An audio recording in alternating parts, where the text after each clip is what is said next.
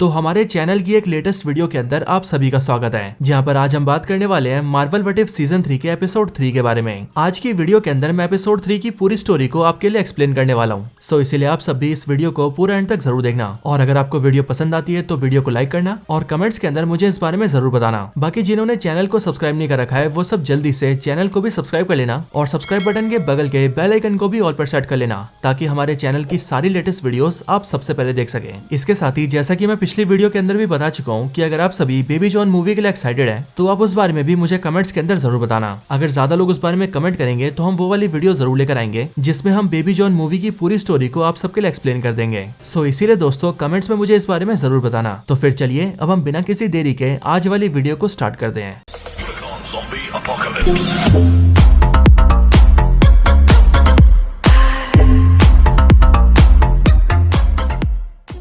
तो एपिसोड 3 का नाम है what if the red guardian stopped the winter soldier, यानी कि क्या होता अगर विंटर सोल्जर को रेड गार्डियन रोक देता। सो एपिसोड की शुरुआत होती है वॉचर से, जो कि हमें बताता है कि मार्वल सिनेमैटिक यूनिवर्स के अंदर जब टोनी स्टार्क के पेरेंट्स यानी कि हावर्ड स्टार्क और मारिया स्टार्क कार को ड्राइव करके जा रहे होते हैं, तब उसी टाइम पर विंटर सोल्जर उन पर अटैक करता है और उन्हें जान से मार देता है। लेकिन मार्वल मल्टीवर्स के अंदर एक ऐसा यूनिवर्स भी है जहाँ पर जब विंटर सोल्जर टोनी स्टार्क के पेरेंट्स पर अटैक करता है तब उसे रोकने के लिए वहाँ पर रेड गार्डियन आ जाता है। सो आखिरकार ऐसा क्यों और कैसे होता है, इस एपिसोड में हम यही जानने वाले हैं। तो इन सब की शुरुआत होती है रशिया के रेड रूम से, जहाँ पर हम सबसे पहले रेड गार्डियन को देखते हैं। और दोस्तों अगर आप सबने एमसीयू की ब्लैक विडो मूवी देखी है तो आपको ये पता होगा कि ये रेड गार्डियन रशिया का सुपर सोल्जर है। रेड गार्डियन यहाँ पर ड्रेकोव से बात कर रहा होता है और ये ड्रेकोव वही इंसान है जो कि रेड रूम के अंदर सारे फैसले लेता है। यहाँ पर ये ड्रेकोव रेड गार्डियन को एक मिशन दे रहा होता है एंड वो उससे कहता है कि उसे यूएसए के ओहायो स्टेट में जाना है और वहाँ पर जाकर एक डेटा इनपुट मैनेजर बनकर अंडरकवर होकर हमारे लिए काम करना है और उस जगह की सारी इन्फॉर्मेशन हम तक लानी है। बट यहाँ पर रेड गार्डियन इस काम से मना कर देता है और वो सिंपली ड्रेकोव से कहता है कि ये मिशन बहुत ही बोरिंग है। आगे वो ये कहता है कि मैं रशिया का पहला सुपर सोल्जर हूँ और इसीलिए मैं चाहता हूँ कि मुझे किसी बड़े और खतरनाक मिशन पर भेजा जाए। लेकिन दोस्तों यहाँ पर हम ये देखते हैं कि ड्रेकोव रेड गार्डियन की बात नहीं मानता है और इसका रीजन ये है दोस्तों कि ये जो रेड गार्डियन है ये काफी ज्यादा मूर्ख इंसान है और इसीलिए ड्रेकोव इसे किसी बड़े मिशन पे नहीं भेजना चाहता है। लेकिन अब इसके आगे हम ये देखते हैं कि जो ड्रेकोव होता है वो यहीं पर बैठे बैठे अपने किसी दूसरे आदमी को फोन करता है एंड वो उससे कहता है कि विंटर सोल्जर को तैयार करो, मैं उसे एक बहुत बड़े मिशन पर भेजना चाहता हूँ। बट दोस्तों यहाँ पर जैसी रेड गार्डियन विंटर सोल्जर का नाम सुनता है वैसे वो बहुत ज्यादा गुस्सा हो जाता है और वो ड्रेकोव से कहता है कि वो तो रशियन भी नहीं है और वो मेरे जितना काबिल भी नहीं है, तो उसे मुझसे बड़े मिशन पर क्यों भेजा जा रहा है। बट दोस्तों यहाँ पर ड्रेकोव रेड गार्डियन की कोई बात नहीं मानता है और अब इसीलिए रेड गार्डियन अपने मन में फैसला करता है कि अब जो मिशन विंटर सोल्जर को दिया जा रहा है उस मिशन को वो पूरा करेगा और ऐसा करने के लिए वो मिशन की फाइल को ड्रेकोव के टेबल से चोरी करके वहाँ से निकल जाता है। अब इसके अगले सीन में हम रशिया का एक सीक्रेट बेस देखते हैं जहाँ पर एक ऑफिसर विंटर सोल्जर का कोड पढ़ के उसे तैयार करता है और उसे हावर्ड स्टार्क से सुपर सोल्जर सीरम लाने के लिए भेज देता है। लेकिन दोस्तों इसी टाइम पर हम ये भी देखते हैं कि रेड गार्डियन भी जल्दी से फ्लाइट पकड़ता है और वो भी यूएसए आ जाता है क्योंकि विंटर सोल्जर वाले मिशन को अब उसे पूरा करना था। अब इसके बाद ही मिशन वाली रात आती है जहाँ पर हम ये देखते हैं कि हावर्ड स्टार्क और मारिया स्टार्क अपनी कार को ड्राइव करके जा रहे होते हैं। लेकिन फिर इसी टाइम पर विंटर सोल्जर अपनी बाइक से उनका पीछा करता है और उनकी गाड़ी के ऊपर अटैक कर देता है एंड फिर इसके बाद ही विंटर सोल्जर हावर्ड स्टार्क की गाड़ी से सुपर सोल्जर सीरम चुराता है और फिर वो उन दोनों को मारने वाला होता है कि उसी टाइम पर वहाँ पर रेड गार्डियन आ जाता है। लेकिन अब यहाँ पर भी रेड गार्डियन की बेवकूफी की वजह से विंटर सोल्जर हावर्ड स्टार्क और मारिया स्टार्क को मार नहीं पाता है और फिर उसके अगले पल वहाँ पर पुलिस आ जाती है, जिस वजह से विंटर सोल्जर और रेड गार्डियन दोनों को वहाँ से भागना पड़ता है। अब जब पुलिस यहाँ पर आकर इन्वेस्टिगेशन स्टार्ट करती है वहीं शील्ड की तरफ से डॉक्टर बिल फोस्टर भी आता है और जब बिल फोस्टर इन सबको इन्वेस्टिगेट करता है तब उसे पता लगता है कि यहाँ पर हावर्ड स्टार्क और उसकी वाइफ पर जिन्होंने अटैक किया था वो भी हो ना हो कोई सुपर सोल्जर ही थे और वो यहाँ पर सुपर सोल्जर सीरम लेने आए थे। एंड अब क्योंकि यहाँ पर हावर्ड स्टार्क और उसकी वाइफ मारिया स्टार्क जिंदा होते हैं इसीलिए डॉक्टर बिल फोस्टर उन्हें जल्दी से हॉस्पिटलाइज कर देता है। इधर दूसरी तरफ विंटर सोल्जर और रेड गार्डियन छुपते छुपते दूर आ जाते हैं और जब उन्हें भूख लगती है तब वो सीधा एक बर्गर शॉप में जाते हैं और वहाँ जाकर पहले वो लोग खाना खाते हैं एंड उसके बाद ही वहाँ की पास की गाड़ी को चोरी करके वो दोनों वहाँ से निकल जाते हैं। अब रेड गार्डियन की वजह से विंटर सोल्जर का जो मिशन था वो फेल हो चुका था। इसके साथ ही अब यूएसए की पुलिस भी उन दोनों को ढूंढ रही थी एंड इसीलिए किसी भी तरह से इन दोनों को अब यूएसए से बाहर निकलना था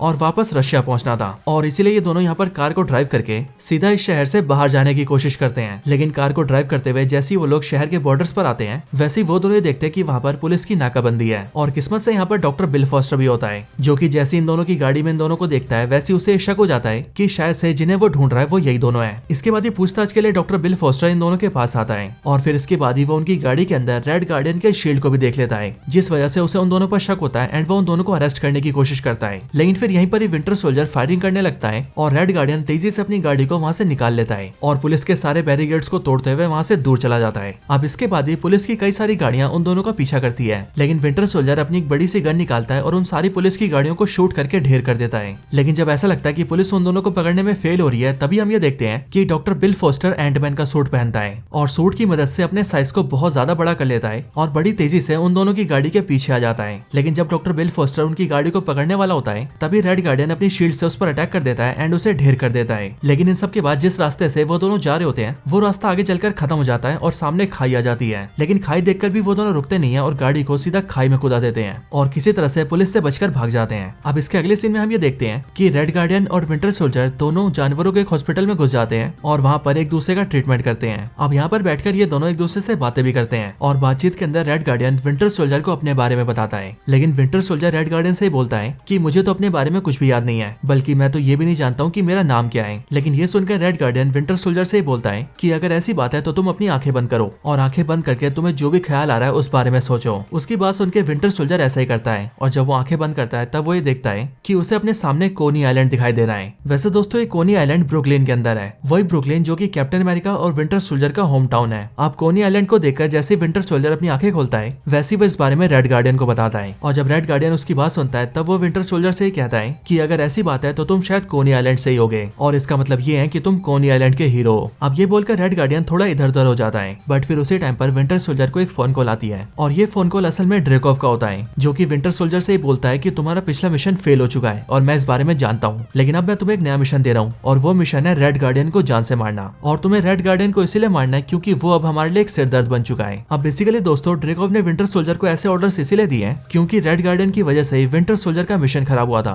और ड्रेकोव ये नहीं चाहता था कि रेड गार्डियन की बेवकूफी की वजह से आगे और भी ऐसा कुछ हो। लेकिन दोस्तों यहाँ पर जैसे विंटर सोल्जर को रेड गार्डियन को मारने का मिशन मिलता है, वैसे वो इस मिशन को सुनकर काफी शॉक हो जाता है और ऐसा इसीलिए क्योंकि अब तक वो रेड गार्डियन को अपना दोस्त मानने लग गया था। अब इसके बाद हम ये देखते हैं कि रेड गार्डियन और विंटर सोल्जर दोनों कार को ड्राइव करते हैं और वहाँ से सीधा लास वेगास के एक होटल रूम में जाते हैं। एक्चुअल में ये दोनों यहाँ पर रूक नाम के एक बंदे से मिलने आए होते हैं और रेड गार्डियन के हिसाब से रूक नाम का बंदा एक्चुअल में एक रशियन स्पाई है जो कि रेड रूम के लिए काम करता है और रेड गार्डियन यहाँ पर विंटर सोल्जर के साथ इसीलिए आया होता है ताकि उन दोनों को रूक से कुछ मदद मिल सके। लेकिन दोस्तों जब ये दोनों रूक से मिलने के लिए उसके होटल रूम के अंदर आते हैं, तब हम ये देखते हैं कि रूक और कोई नहीं बल्कि ओबेडा स्टेन है, यानी कि स्टार्क इंडस्ट्रीज के अंदर हावर्ड स्टार्क का वो पार्टनर जिसे हम सबने आयरन मैन मूवी में देखा था। इसके साथ ही दोस्तों जब रेड गार्डियन और विंटर सोल्जर ओबेडा स्टेन से मिलते हैं, तब वो उन दोनों को ये बताता है कि वो कोई रशियन स्पाई नहीं है, बल्कि वो तो एक बिजनेसमैन है जिसने की रेड रूम के साथ ये डील की थी कि वो रेड रूम वालों को सुपर सोल्जर सीरम दिलवा देगा अगर वो दोनों उसके कहने पर हावर्ड स्टार्क को मार देंगे। लेकिन रेड रूम ऐसा करने में फेल हो गया। अब दोस्तों जो रेड गार्डियन है वो रेड रूम के बारे में ये सोचता था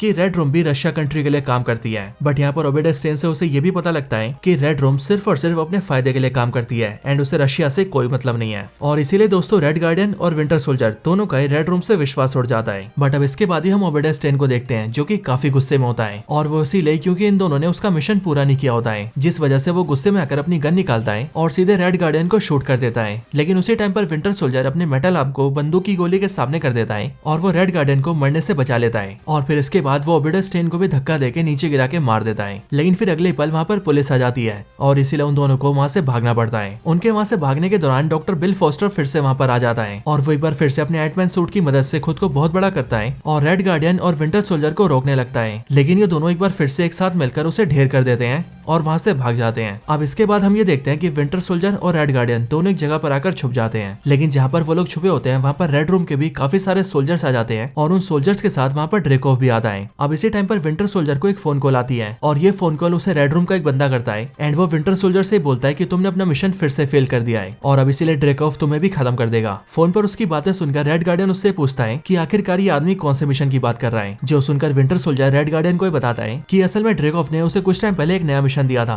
और वो मिशन था तुम्हें जान से मारना, लेकिन अब क्योंकि मैंने तुम्हें जान से नहीं मारा इसीलिए अब ड्रेकोव मुझे भी खत्म करने आ गया है। अब इस वाली बात को सुनकर रेड गार्डियन को और ज्यादा गुस्सा आता है और इसीलिए उसके पास जो सुपर सोल्जर सीरम होता है वो सबसे पहले उसे बर्बाद करता है एंड देन वो विंटर सोल्जर से बोलता है कि अब वो इनमें से किसी को भी नहीं छोड़ेगा। लेकिन अब इसके बाद ही हम ये देखते हैं कि जहाँ पर वो दोनों छुपे होते हैं वहाँ पर उनके पास अब ड्रेकोव आ जाता है और फिर वो अपनी जेब से विंटर सोल्जर वाली किताब निकालता है एंड उसमें से विंटर सोल्जर का कोड पढ़ने लगता है। उस कोड को सुनकर विंटर सोल्जर के सर में दर्द होने लगता है और वो इस टाइम पर रेड गार्डियन को ही बताता है कि अगर ड्रेकॉव ने इस कोड को पूरा पढ़ लिया तब मेरा दिमाग उसके कंट्रोल में आ जाएगा और उसके बाद तुम्हारे साथ मैंने जो भी पल बिताए हैं मैं वो सब भूल जाऊंगा और मुझे ना चाहते हुए भी तुम्हें जान से मारना होगा। लेकिन दोस्तों उसके अगले पल ही हम ये देखते हैं कि जहाँ पर ड्रेकॉव और उसके सारे सोल्जर्स खड़े होते हैं वहीं पर ही बिल फोस्टर और सारे पुलिस वाले आ जाते हैं और वो लोग सीधा ड्रेकॉव और उसके सारे आदमियों पर अटैक कर देते हैं और इसीलिए इसी मौके का फायदा उठाकर विंटर सोल्जर और रेड गार्डियन दोनों वहां से बचकर भाग जाते हैं। लेकिन फिर इसके बाद इसके अगले सीन में हम ये देखते हैं कि विंटर सोल्जर रेड रूम की हिरासत में होता है, यानी कि रेड रूम वालों ने विंटर सोल्जर को पकड़ लिया था। लेकिन जब ये लोग यहाँ पर विंटर सोल्जर से रेड गार्डियन के बारे में पूछते हैं तब विंटर सोल्जर उन सबसे झूठ कहता है एंड वो उन्हें कहता है कि रेड गार्डियन मर चुका है और इसीलिए वो उसके बारे में कुछ नहीं जानता है। लेकिन रेड रूम वाले इस बात को जानते थे कि विंटर सोल्जर झूठ बोल रहा है और इसीलिए वो लोग विंटर सोल्जर की ब्रेन वॉशिंग स्टार्ट कर देते हैं। अब इसके बाद इसके अगले सीन में हम रेड गार्डियन को देखते हैं जो कि अपना भेस बदल के यूएसए के एक स्कूल के अंदर एक पीटी टीचर बन गया होता है। लेकिन यहाँ पर ही डॉक्टर बिल फोस्टर उसे ढूंढ लेता है और इसीलिए वो उससे यहाँ पर मिलने आता है। अब रेड गार्डियन को ऐसा लगता है कि बिल फोस्टर उसे अरेस्ट कर लेगा, लेकिन बिल फोस्टर उसे अरेस्ट नहीं करता है एंड वो पहले तो उसे उसकी शील्ड वापस कर देता है एंड फिर वो उससे कहता है कि अगर वो चाहे तो शील्ड वालों की हेल्प कर सकता है और हम ये देखते हैं कि रेड गार्डियन इस ऑफर के लिए मान जाता है। जिसके बाद इसके नेक्स्ट सीन के अंदर हम ये देखते हैं कि जो 2012 का एवेंजर्स असेंबल सीन होता है उसी सीन में ओरिजिनल 6 एवेंजर्स के साथ साथ रेड गार्डियन भी शामिल होता है और इसीलिए इस यूनिवर्स के अंदर ओरिजिनल एवेंजर्स 6 नहीं बल्कि 7 होते हैं और ये 7वां होता है रेड गार्डियन। लेकिन अब इस वाले सीन के बाद ही ये पूरा एपिसोड खत्म हो जाता है।